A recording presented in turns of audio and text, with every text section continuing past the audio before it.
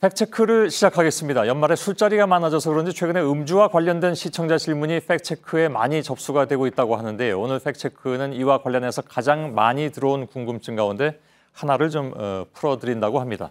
김필규 기자, 어떤 내용인지요? 예, 이메일로 들어온 내용을 먼저 직접 읽어드리면요. 그렇습니다. 김필규 기자님, 우리나라가 유독 술 먹고 난 뒤에 범죄 행위에 대해 관대한 처벌을 받는 것 같습니다. 외국에서는 더 강경하다고 하는데 진짜인지 궁금합니다. 스트레스 많이 받는 것 같은데 기운 내시고 늘 건강하게 바랍니다. 이런 내용이고요. 잠깐만요. 이거는 왜 넣습니까? 두 줄은. 이메일 본문을 그대로 살리느라고 그랬습니다. 그리고 또 이제 SNS 통해서 또 이런 내용도 나왔는데요. 얼마 전 술자리에서 성희롱에 해당하는 말을 들은 적이 있었다. 기분이 나빴지만 주위에서 술 취해서 그런 거니 용서를 좀 해주자. 그런 분위기였다. 우리나라가 그래서 특히 술에 관대한 것 같은데 외국도 그런지 궁금하다. 이런 이모 씨의 질문도 있었습니다.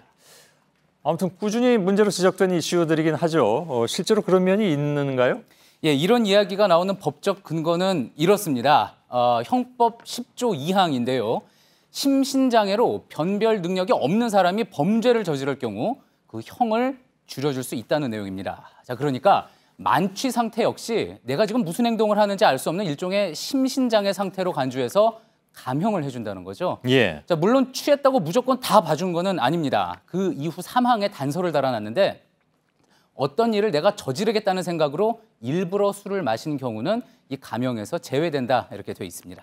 하지만 이게 일부러 마셨는지 어땠는지, 그러니까 그리고 의식을 잃을 정도로 마셨는지 그게 아닌지. 그럼 각자 주량에 따라서 본인만 알지 사실 다른 사람들은 좀 알기 힘들고 그래서 혹시 악용될 가능성이 있지 않느냐 하는 얘기도 나오죠? 맞습니다. 그래서 그간의 이 흉악범들이요. 경찰에 잡힌 후에 항상 이렇게 얘기한 게 자, 술에 취해서 경황이 없었다. 술이 원수다. 뭐 이렇게 이야기도 하고요.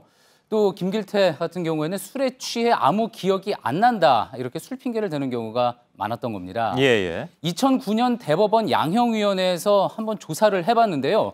그해 강간상해 및 치상죄의 경우에 음주를 하지 않았을 때 평균 형량이 31개월이 나왔는데 만취했다고 했을 경우에는 26개월로 나타났습니다. 그러니까 법원에서도 술 마시고 저지른 범죄에 대해서 어느 정도 정상 참작을 해준 경향이 나타났던 거죠. 근데 저건 2009년 한 해 동안의 자료잖아요. 그러니까 그로부터 지금 한 6년 정도가 흘렀는데 그 사이에 뭐 사회적 인식도 많이 바뀌고 그래서 실제로 바뀐 건 없습니까? 형사 사건을 많이 맡았던 변호사들에게 여러 명에게 물어봤는데요. 바뀐 부분 있었습니다. 아, 그런가요? 직접 한번 들어보시죠. 최근 한 4, 5년 사이에 음주했다는 이유로 형을 감형해 주는 경우는 거의 없어졌고요. 음주 도중에 범죄를 범했다고 해서 형을 깎아주던 과거 관행에 대해서 사회적 비난이 크게 대두가 되니까 법원에서 그 부분에 대해서 반성적 고려를 통해서 더 이상 음주 감형을 안 해주는 이런 문화가 정착이 됐습니다.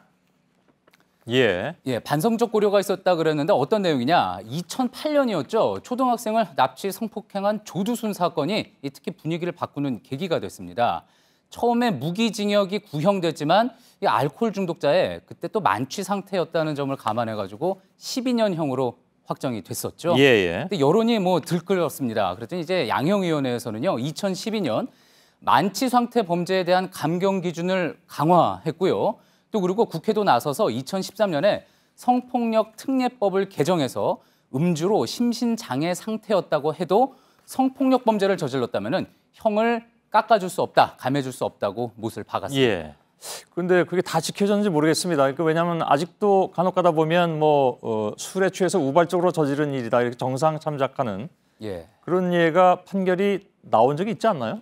그렇습니다. 간혹 있었고요. 또 나올 때마다 논란이 됐는데 그건 이제 양형 기준이 어떤 강제성이 있는 게 아니라 결국은 재판부의 판단에 따라서 판결이 내려지기 때문입니다.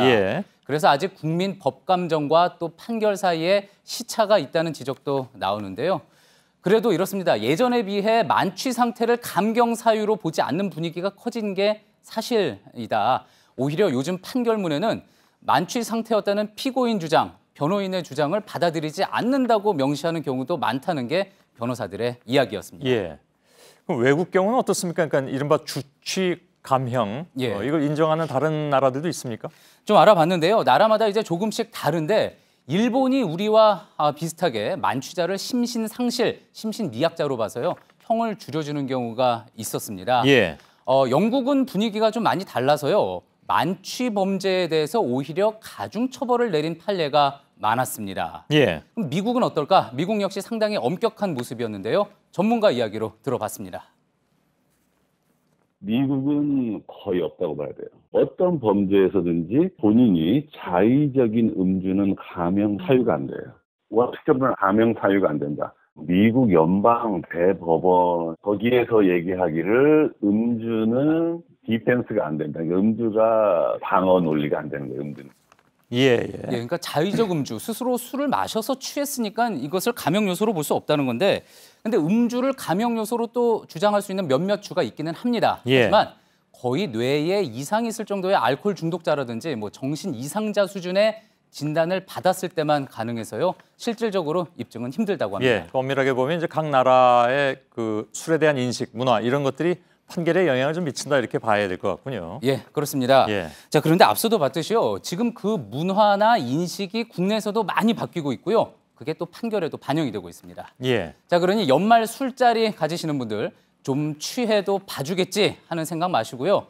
또 그리고 앞서 제보해 주신 시청자 이모 씨도 술 취해서 그런 거니까 용서해 주자고 말했던 그분들께 이제 더 이상 그런 분위기 아니라고 확실히 말씀하셔도 될 것 같습니다. 예. 알겠습니다. 팩트체크 김필규 기자.